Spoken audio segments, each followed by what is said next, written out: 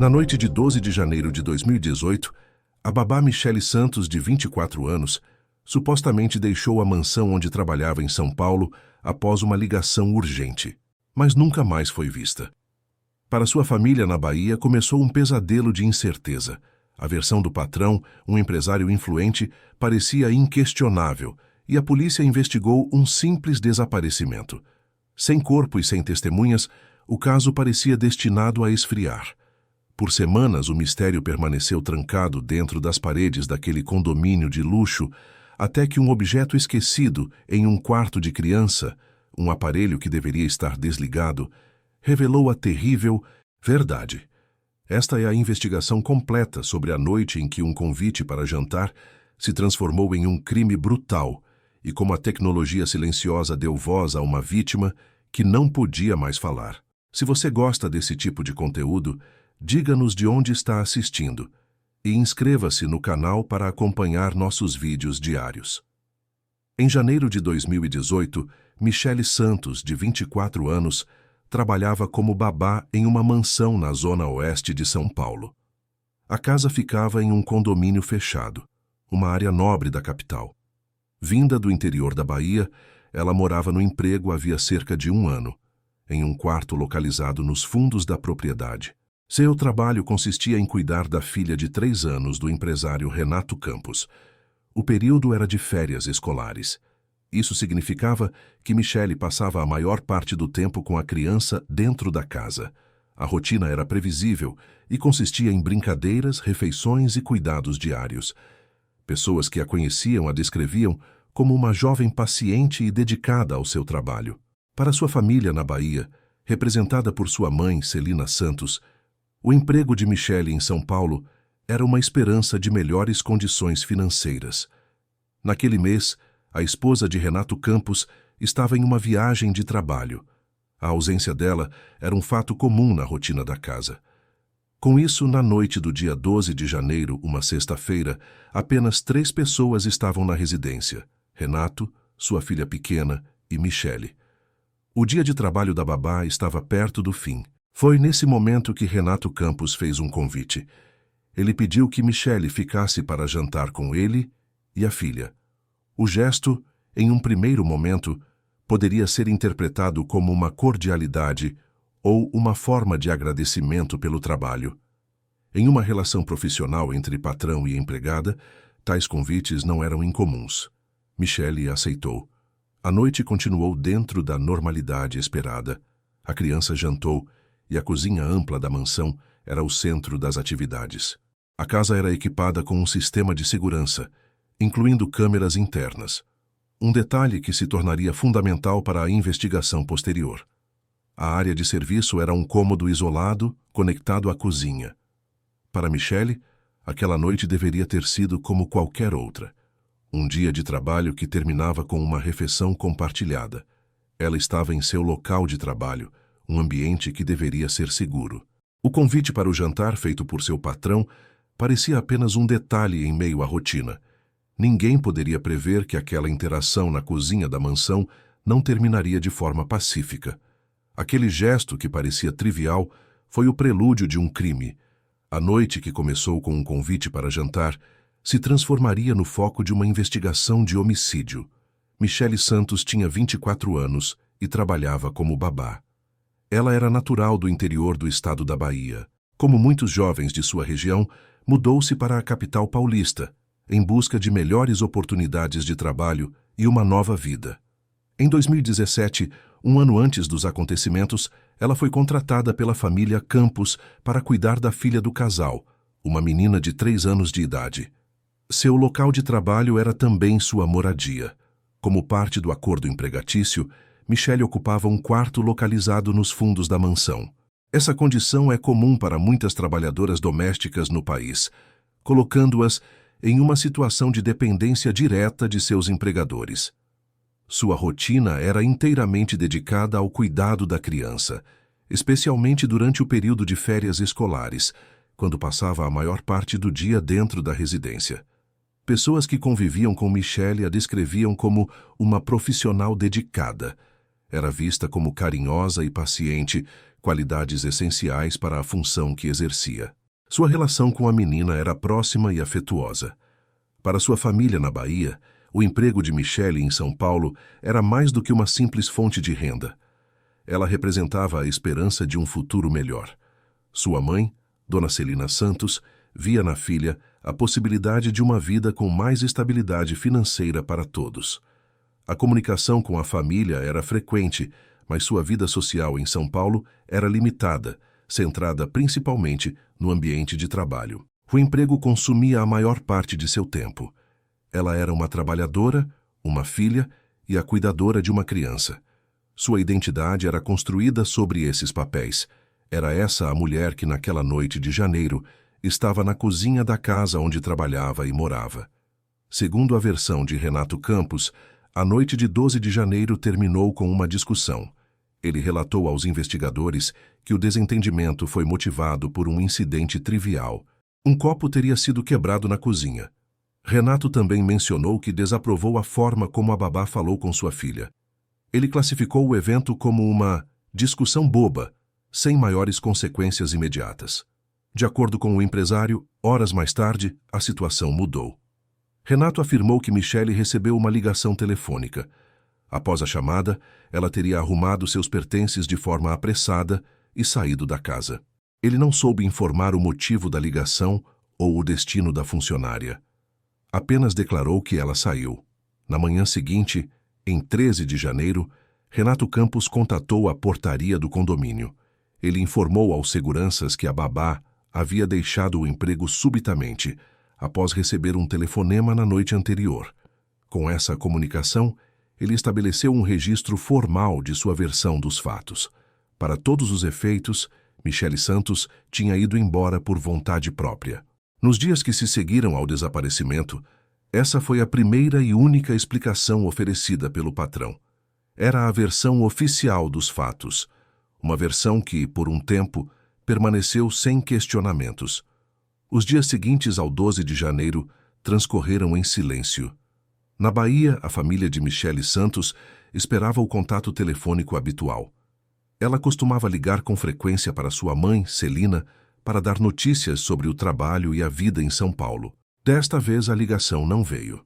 Um dia se passou, depois outro. A ausência de comunicação era atípica e começou a gerar inquietação.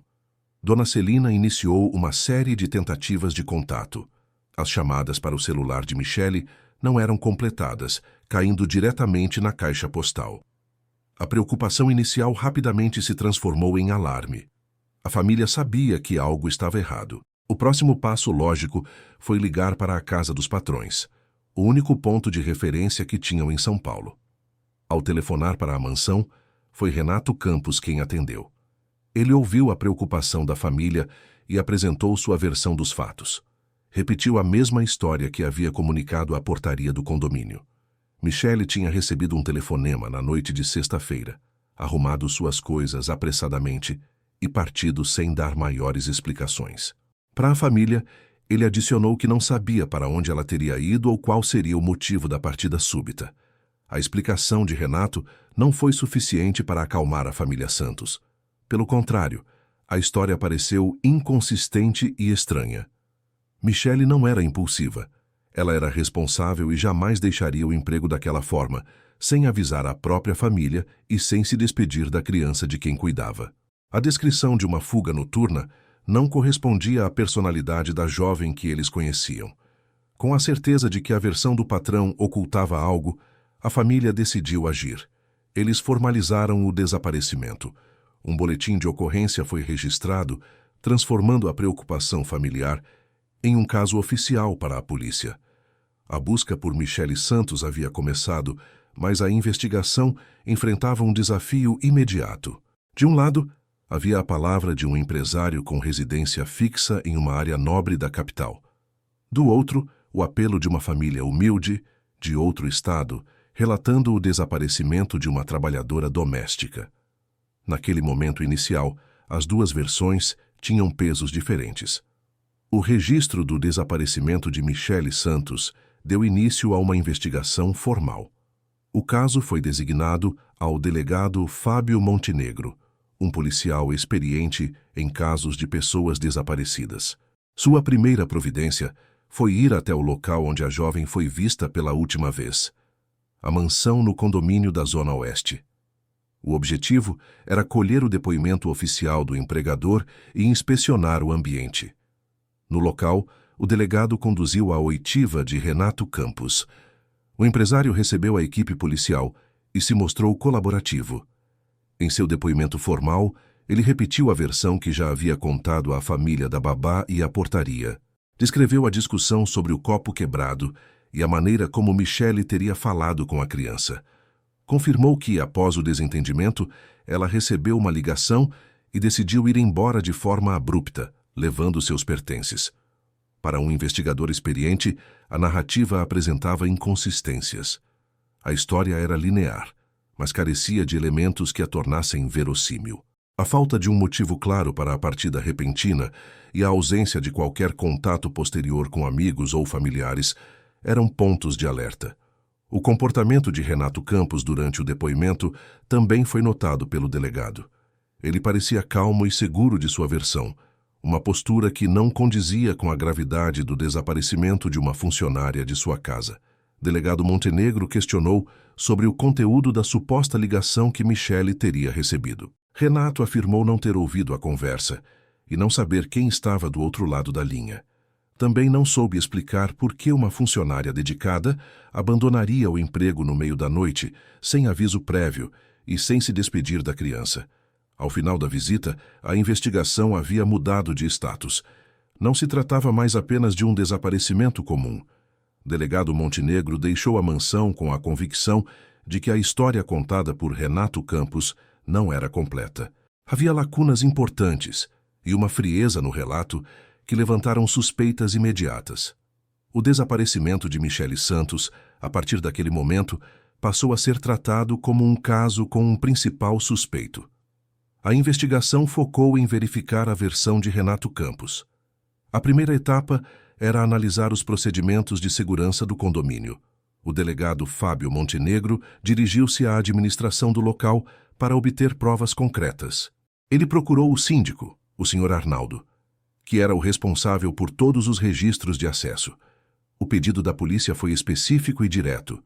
Os investigadores solicitaram acesso a todas as planilhas e gravações de entrada e saída de veículos e pedestres. O período de interesse era a noite de 12 de janeiro e a madrugada e manhã do dia 13 de janeiro.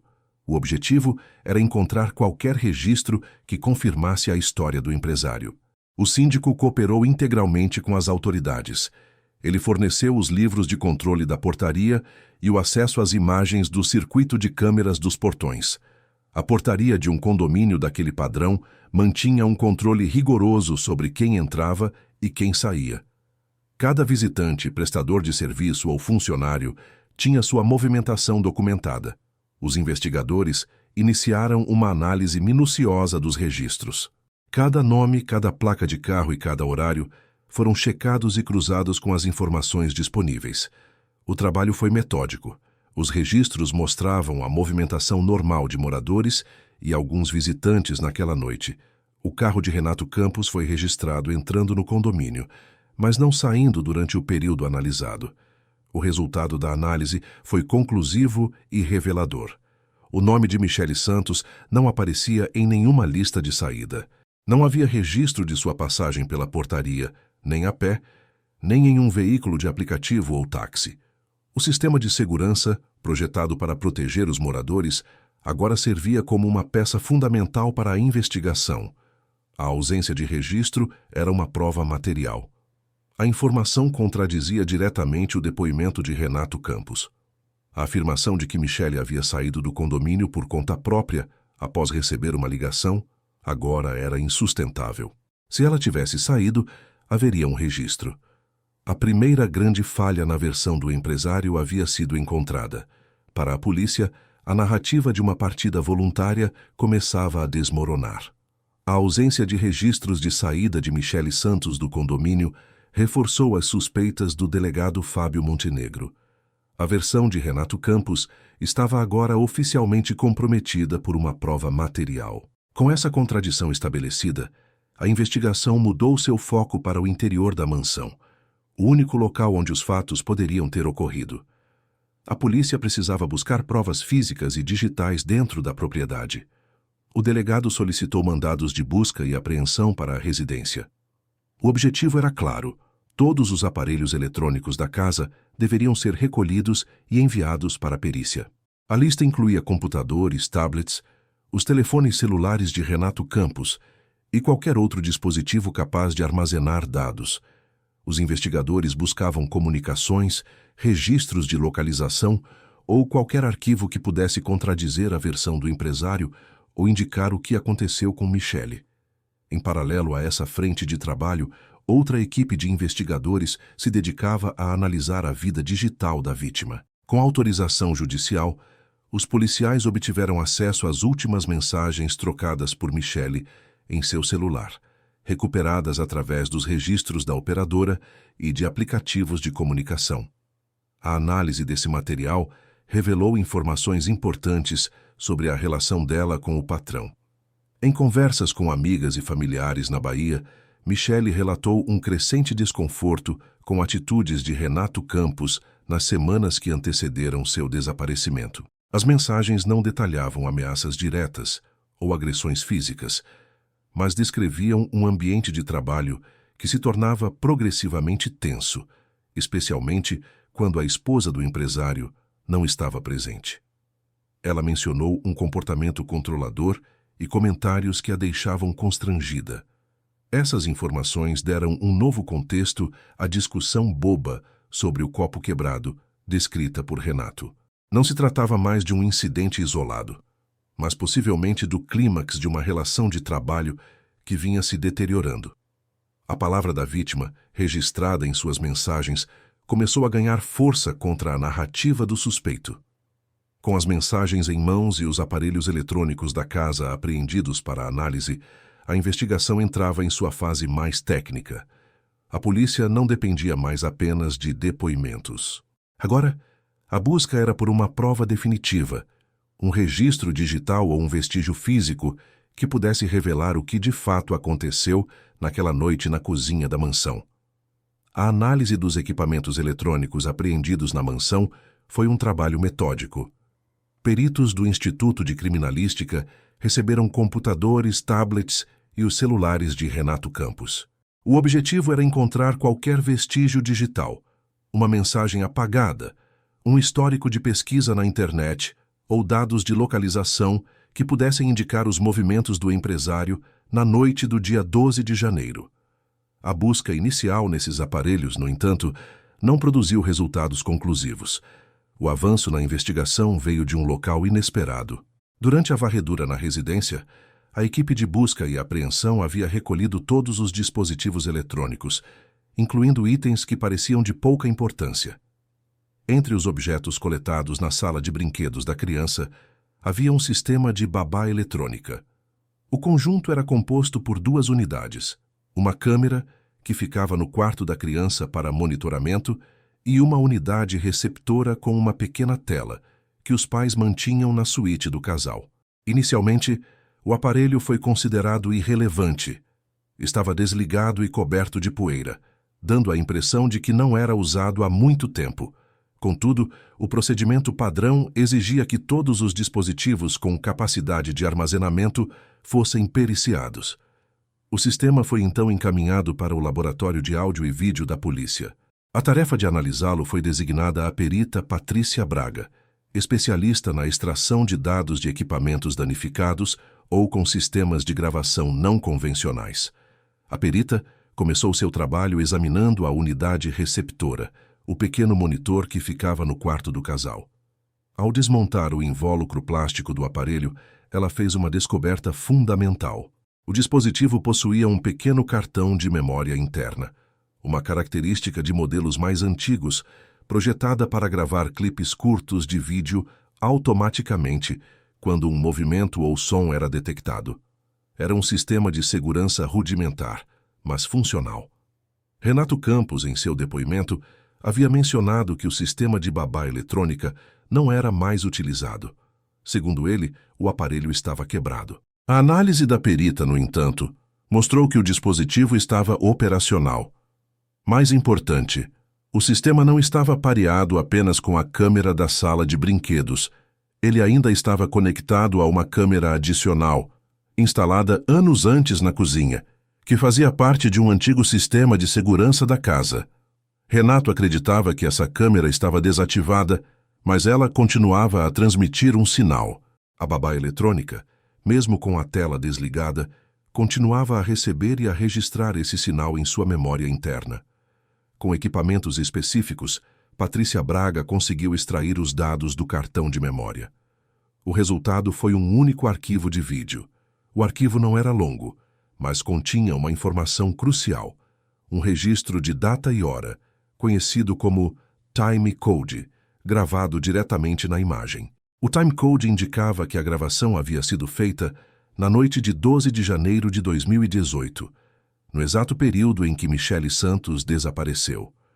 A pista-chave não estava nos computadores ou nos celulares, onde se esperaria encontrar evidências. Estava escondida em um aparelho esquecido em uma sala de brinquedos.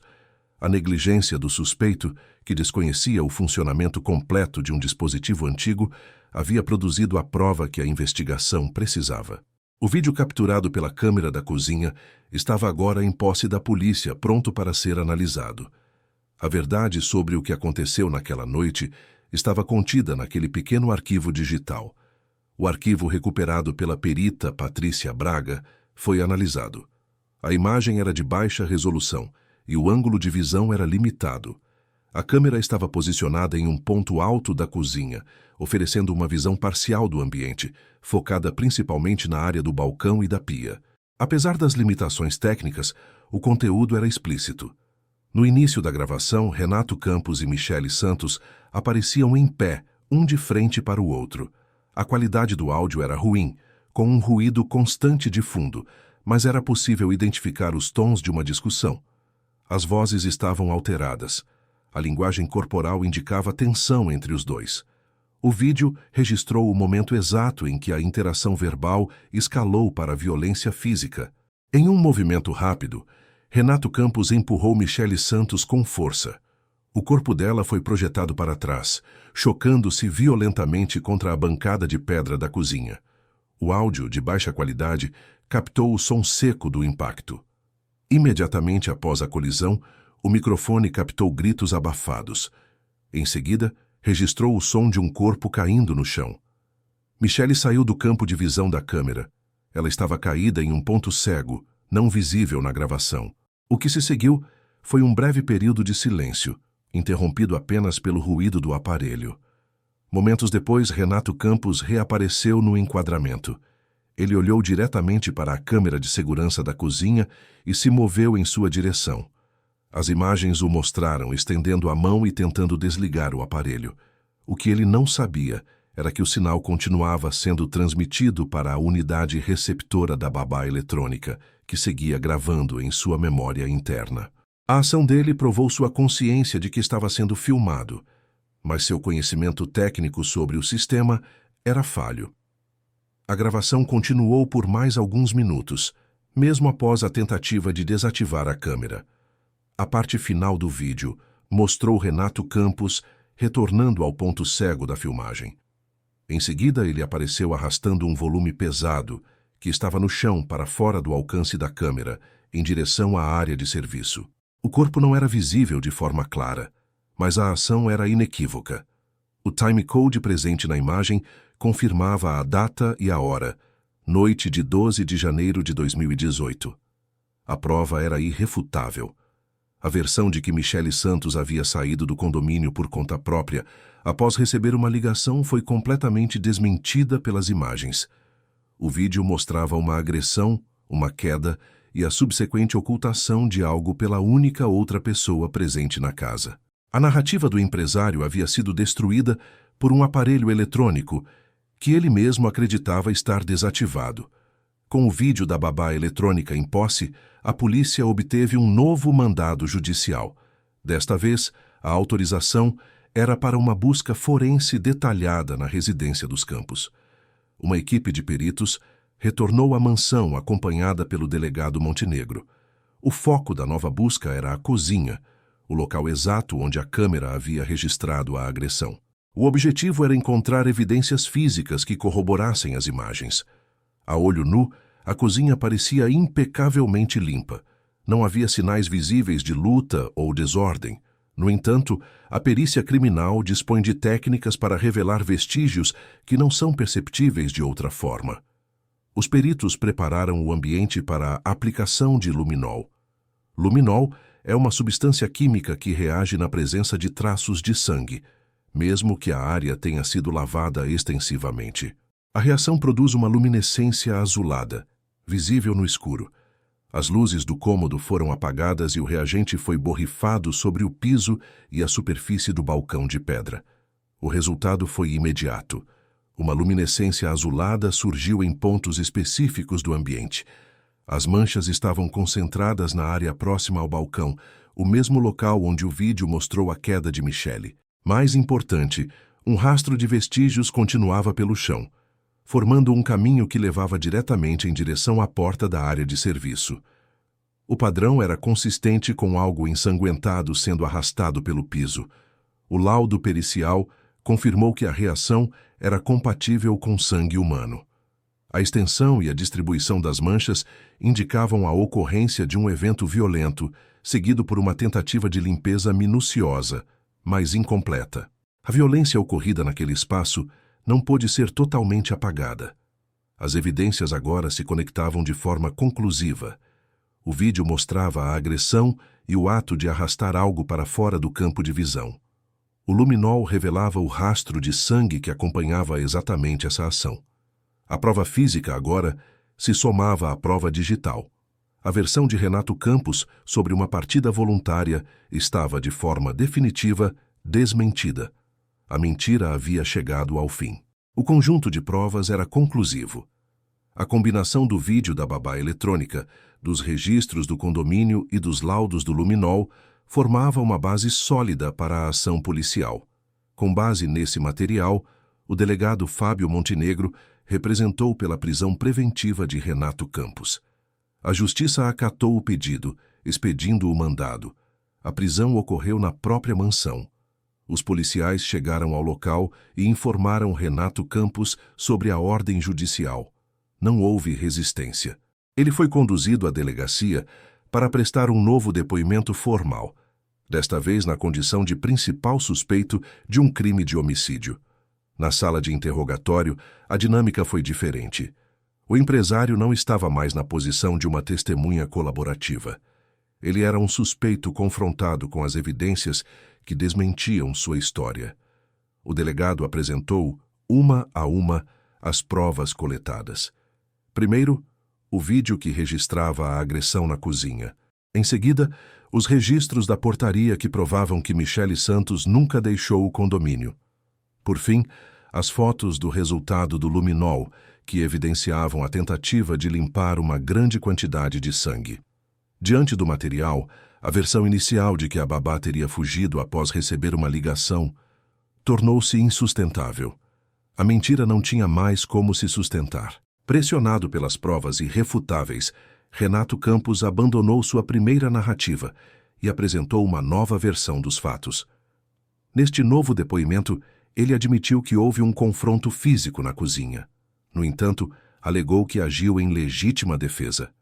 Segundo ele, durante a discussão sobre o copo quebrado, Michele teria se descontrolado e partido para agredi-lo fisicamente. Renato afirmou que, para se defender da suposta agressão, ele apenas a empurrou. A queda, segundo ele, teria sido um acidente trágico e não intencional. Essa nova versão, no entanto, era tão falha quanto a primeira. Ela era incompatível com as próprias provas apresentadas. O vídeo não mostrava qualquer agressão partindo de Michele. Pelo contrário, registrava um ato de violência unilateral por parte de Renato. Além disso, a alegação de legítima defesa não explicava suas ações posteriores, a limpeza meticulosa da cena do crime, a ocultação do corpo e a mentira contada à família da vítima e à polícia por semanas. O comportamento dele após o incidente não era o de alguém que se envolveu em um acidente, mas sim o de alguém que tentava encobrir um crime. A promotoria não aceitou a tese de legítima defesa. Com base no conjunto probatório, Renato Campos foi formalmente indiciado. A denúncia do Ministério Público foi por homicídio qualificado, com as qualificadoras de motivo fútil e recurso que dificultou a defesa da vítima, além do crime de ocultação de cadáver. Ele permaneceu preso, aguardando o julgamento, enquanto uma pergunta crucial continuava sem resposta. Onde estava o corpo de Michele Santos? Com Renato Campos em prisão preventiva, o processo judicial teve início. A acusação, liderada pela promotoria, era sólida. As provas técnicas, que incluíam o vídeo da agressão, os registros do condomínio e os laudos de luminol, formavam um conjunto robusto contra o empresário. A defesa, por sua vez, se apegava à tese de legítima defesa, apesar da clara incompatibilidade com as evidências. No entanto, um elemento crucial para o fechamento do caso continuava ausente: o corpo de Michele Santos. Os meses seguintes à prisão foram marcados por essa incerteza. Para a família da vítima, a ausência de um corpo era uma fonte contínua de angústia. A impossibilidade de realizar um funeral e um enterro dignos impedia o início do luto. A mãe, Dona Celina Santos, aguardava na Bahia por uma resposta definitiva. A espera prolongava o sofrimento e mantinha viva uma pequena e dolorosa esperança de que Michele pudesse, de alguma forma, ser encontrada com vida, mesmo que todas as evidências apontassem para o contrário. A polícia, por sua vez, continuava as buscas, embora sem uma linha de investigação clara sobre a localização do corpo. Renato Campos se recusava a cooperar e não fornecia qualquer informação sobre o que fez após o crime. As buscas se concentraram em áreas remotas e terrenos baldios nos arredores da capital, mas a vastidão do território tornava o trabalho extremamente difícil. O tempo passava e as chances de encontrar os restos mortais diminuíam a cada dia. A reviravolta ocorreu meses depois, de forma inesperada. A descoberta não foi resultado de uma busca policial planejada, mas de um acaso. Em um terreno afastado, localizado em um município vizinho a São Paulo, um cidadão que caminhava por uma trilha de terra notou algo que chamou sua atenção. Em meio à vegetação havia ossos humanos parcialmente enterrados. A aparência dos restos mortais indicava que estavam ali há vários meses. A polícia foi acionada imediatamente. A primeira equipe a chegar ao local confirmou que se tratava de uma ossada humana e isolou a área. Peritos do Instituto de Criminalística foram chamados para realizar o trabalho de coleta. O procedimento foi metódico e cuidadoso. Cada fragmento de osso foi documentado, fotografado e recolhido. Junto aos restos mortais, foram encontrados pedaços de tecido de roupas que poderiam pertencer à vítima. A localização remota e o estado dos restos mortais eram compatíveis com um crime de ocultação de cadáver. Para os investigadores do caso de Michele Santos, aquela descoberta era a pista mais promissora desde a prisão de Renato Campos. Embora a identidade ainda precisasse ser confirmada, a possibilidade de que aqueles fossem os restos mortais da jovem babá era alta. O material biológico recolhido foi devidamente lacrado e encaminhado para o laboratório de genética forense da polícia. A longa espera da família e da investigação estava perto de terminar. A confirmação final, que ligaria a descoberta macabra ao crime ocorrido na mansão, dependia agora de um exame de DNA. Os restos mortais encontrados no terreno foram encaminhados ao Instituto Médico Legal. A prioridade da investigação era confirmar a identidade da vítima através de métodos científicos. O procedimento escolhido foi o exame de DNA, a técnica mais precisa para a identificação em casos como este. Para a realização do teste, era necessária uma amostra de referência de um parente de primeiro grau. Dona Celina Santos, mãe de Michele, foi contatada pelas autoridades. Ela forneceu material genético para a comparação. A coleta foi um procedimento simples, mas representava um passo crucial para a conclusão do caso. Com as duas amostras em mãos, o material extraído dos ossos e a amostra de referência da mãe, os peritos do Laboratório de Genética Forense iniciaram o trabalho. No laboratório, os especialistas extraíram o perfil de DNA dos ossos recolhidos no terreno. O processo foi complexo devido ao estado de decomposição do material. Em paralelo, o perfil genético de Dona Celina foi mapeado. A etapa seguinte consistia em comparar os dois perfis, buscando marcadores genéticos que comprovassem o vínculo de maternidade. Após semanas de análise, o resultado foi emitido. O laudo pericial foi conclusivo.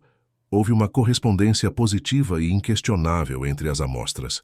A ciência confirmou o que a investigação já suspeitava. O laudo pericial atestou que os restos mortais pertenciam a Michele Santos, de 24 anos. A confirmação científica eliminou qualquer dúvida restante sobre o destino da jovem. Para a promotoria, a identificação do corpo era a peça final do quebra-cabeça. A acusação agora tinha a prova material da morte da vítima, o chamado corpus delicti. Isso fortalecia de forma definitiva as acusações de homicídio qualificado e ocultação de cadáver contra Renato Campos. A família Santos foi notificada oficialmente pelo delegado Fábio Montenegro. Para eles, a notícia representava o fim de uma busca angustiante. A incerteza sobre o paradeiro de Michele havia terminado. O corpo de sua filha tinha sido encontrado. Começava agora o processo de luto e a preparação para a luta por justiça no tribunal. O caso de Michele Santos teve uma repercussão que ultrapassou os limites do processo criminal. A confirmação de sua morte e os detalhes da violência sofrida dentro do ambiente de trabalho geraram um debate nacional. O crime expôs a vulnerabilidade de trabalhadoras domésticas, especialmente daquelas que moram no local de emprego, uma condição que afeta milhares de mulheres no Brasil. A relação profissional entre Michele e Renato Campos serviu como um exemplo público da desigualdade de poder inerente a esse tipo de arranjo.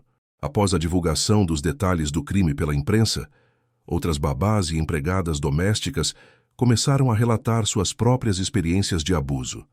Os relatos vinham de funcionárias que trabalhavam em condomínios de luxo, ambientes muito semelhantes ao de Michele.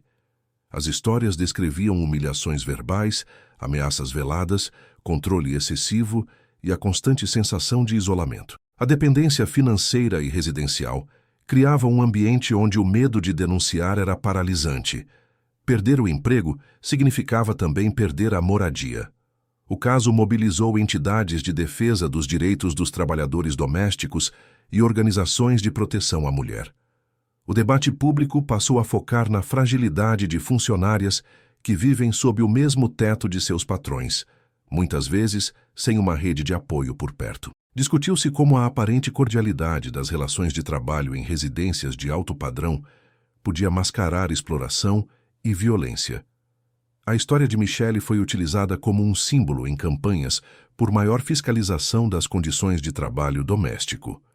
Grupos de apoio intensificaram a orientação a babás e empregadas sobre seus direitos legais. Foram divulgadas informações sobre a importância de contratos formais de trabalho, o respeito aos limites de jornada e, principalmente, os canais disponíveis para denunciar abusos de forma segura e anônima.